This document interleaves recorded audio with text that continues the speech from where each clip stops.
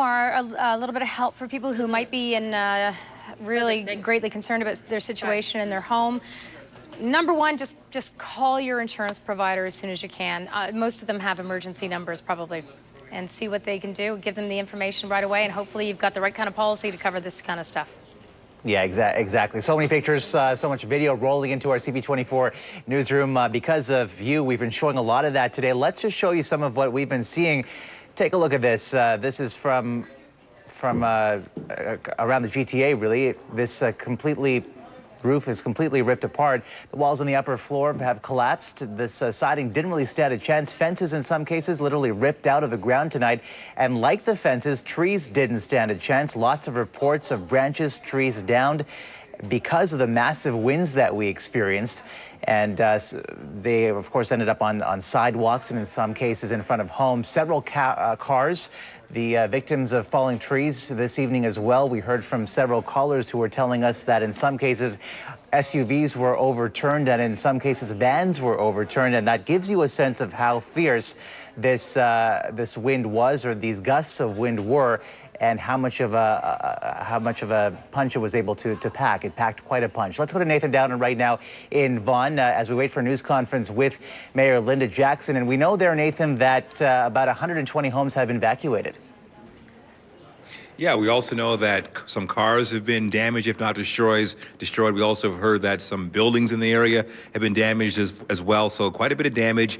You heard the state of emergency declared, and I know the mayor is in the building here at the York Regional, one of the police stations here. So we'll find out more. I'm also told that police will be here as well as Vaughan Fire, giving an update. We don't really know really what kind of casualties we're dealing with. We know that there have been no deaths, but there have been some reports of injuries. So we'll get some sort of an update and also find out what the needs are. I mean, we don't know what the action plan is. We know that there are many that are without power. We don't know when that might be restored. So there are a lot of questions that are unanswered and, of course, a lot of concerns. So we'll find out what the plan is when the press conference begins in a few minutes, and media just arriving now, setting things up, and we wait to find out really what the plan is and what the needs are.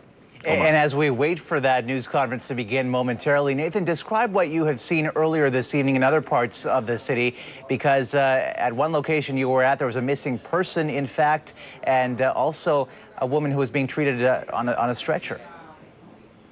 Well, I saw one home with its roof torn completely off, several homes with damage to the roof, windows smashed, a few trees uprooted. One area we saw a hydro line that was almost down. We also saw another hydro line that was down, that was on a house.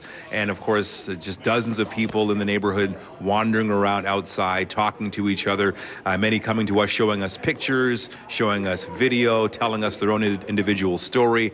And of course, the consensus was they've never seen anything like it. Many talking about seeing the flashes of lightning over and over. Others saying that they saw the funnel cloud touch down what appeared to be a tornado.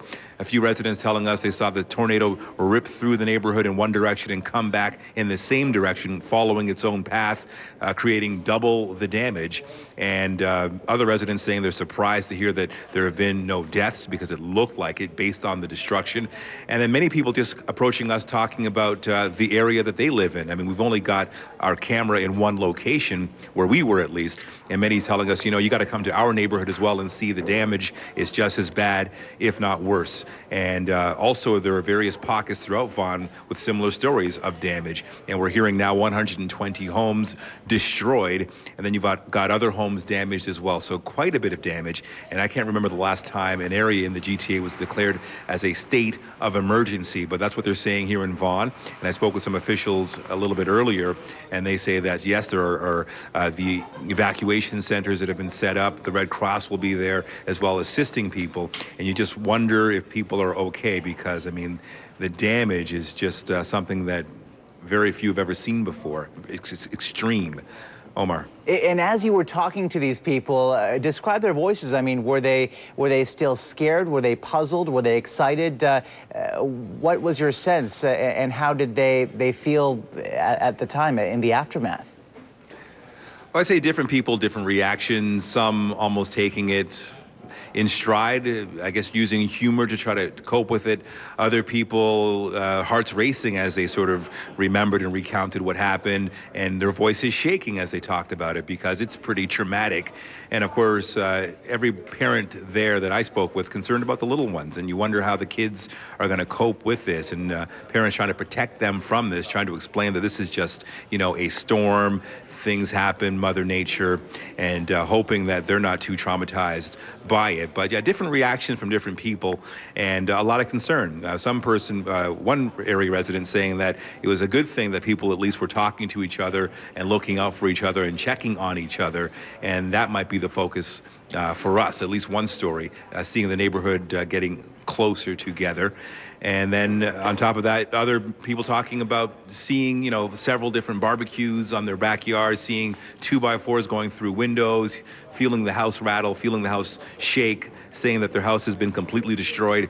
And some, when they're talking, you know, the eyes start to water up as they realize how severe the damage was, and also how close they could have been to being seriously injured, if not worse. So, yeah, just a variety of reactions, and that I guess shows you how people cope with things differently. Well, one of the most poignant calls from this evening was a father we spoke to. He was describing the situation with his daughter. One of his first thoughts, Nathan, was to grab his daughter, and he actually said, you know what, I actually felt her heartbeat, and I was hoping that everything would be okay. So some quite compelling stories based on what that father was telling us.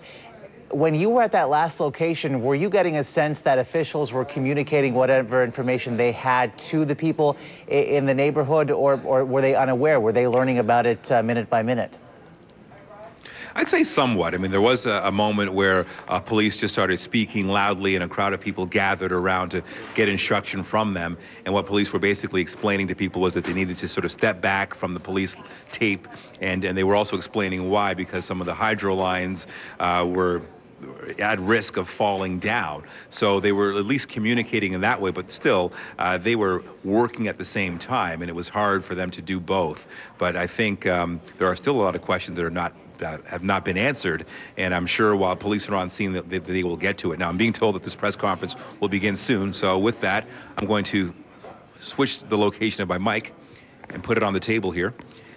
And Nathan, while you do that, it'll be beginning shortly. Yeah, go ahead. All right, just give us a heads up when it does begin, and as we wait for that news conference to begin in Vaughan from Mayor Linda Jackson, we're just showing you again some video from earlier this evening of that devastation. Again, trees that have completely toppled over, and the roofs of some of these houses have been ripped apart. Take a look at that house there, just completely, basically reduced to rubble. Some people not knowing where they'll stay. We know that in Vaughan's case, that there have been 2 shelters that have opened up.